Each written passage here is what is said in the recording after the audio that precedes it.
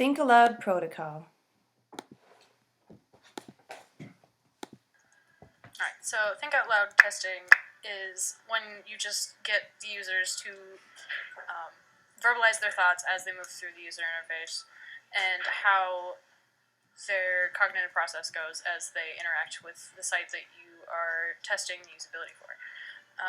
The picture shown is a formal usability test where the user is using this, navigating through the site. The moderator is giving them a task and taking notes as they go through it, and sometimes prompting them if they don't think out loud, and the observers who also take notes on what is going on.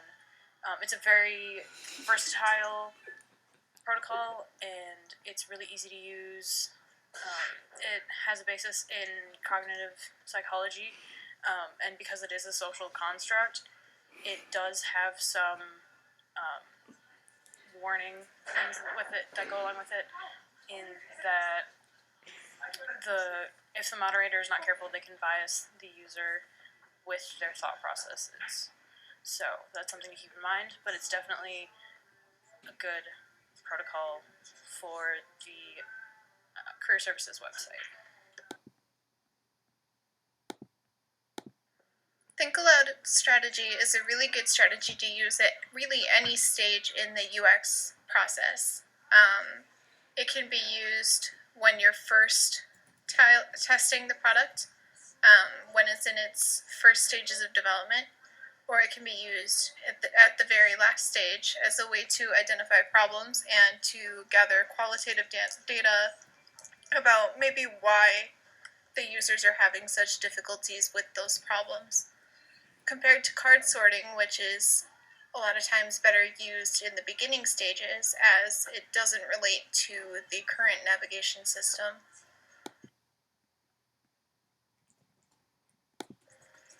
So there are two types of think aloud testing, concurrent and retrospective.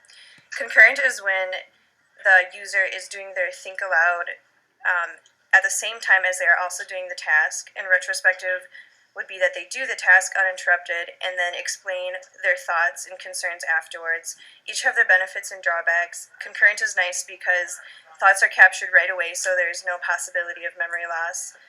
Some of the drawbacks, though, is that it's a little unnatural to think aloud while you're doing a task, and therefore it can interfere with the task.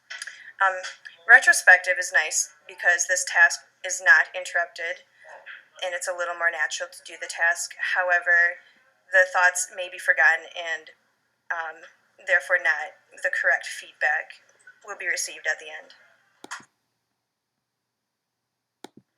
Some benefits of the Think Aloud protocol are, one is that it's inexpensive. You don't need any expensive equipment to do it, and it's a lot cheaper. Usually qualitative protocols are a lot cheaper than quantitative studies. Another one is that it's flexible. It could be used at any point in the developmental process. Kind of unlike card sorting, which is, like we mentioned before, it's better to be used in the beginning usually. Another one is that it's robust. You can get good results even from a poorly run study.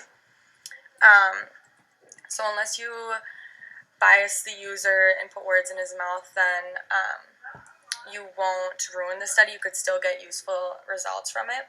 And that's another thing kind of versus quantitative studies. Usually those could be compromised results by any little missed step. And then it's also very easy to learn and convincing. A lot of people like that you get like raw data and direct communication from the user. And then it also captures user preferences and performance data simultaneously. Some drawbacks are that it can be an unnatural and distracting setting. Sometimes it's hard for participants to keep up the required monologue, but despite that, usually users quickly get used to it, especially after watching the demo video. Another one is they usually sometimes the users can develop filtered statements. They may get uncomfortable by the setting, and that can cause them to have filtered statements, which is not what we want. We want them to be freely thinking aloud. And another one is that the biggest one is probably that you don't want to bias the user. You do not want to ask opinion-based questions for sure, and you just want to make sure it's totally their words. And then another one is talking aloud isn't the same as thinking aloud, so that's another one that can sometimes be a drawback.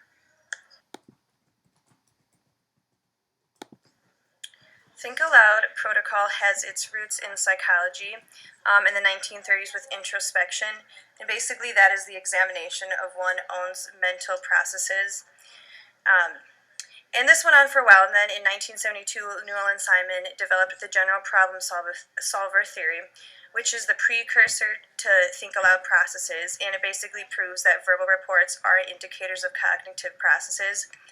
And this general problem solver theory is a good reason why think aloud testing is widely used today, and it is still used today by psychologists, teachers, and as we are doing, UX field.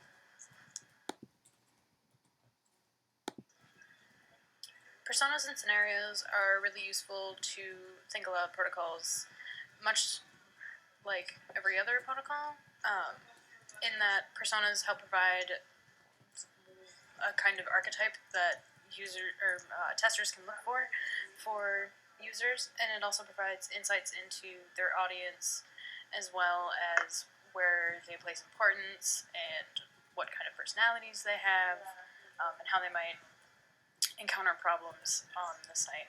And scenarios are a great idea to have for understanding the goals of their personas, and what kind of information they're looking for, how they might go looking for it, how they might achieve it. Kind of having an insight into their cognitive approach will help with this and allow for more enlightening and more detailed results. The Think Aloud protocol is fairly easy to use. The first step is to recruit users that represent your target market. You want to find students on campus that are either looking for jobs or internships or in a position where they should be. And then you want to show them a short video, which is essentially a primer to show them how to think aloud in a productive sense. So maybe they're uncomfortable with the thought of spilling out every thought that they have. And the primer video doesn't bias them, but shows them how to think aloud productively, such as statements like, I'm clicking this expecting this to happen, or I'm hoping I can find this under this tab. Then you want to give them a task to perform, such as finding resources for fixing your resume, or finding a job for your major. And then the final step is to observe their thoughts and identify the problems that need to be resolved within the product. You want to be as unfiltered as possible when taking notes on their thoughts. You want to record every difficulty that they have. You want to make sure that you don't ask them any questions that are going to bias their opinions. So don't say, don't you think you should check here? Rather say, what are you expecting to happen when you click there?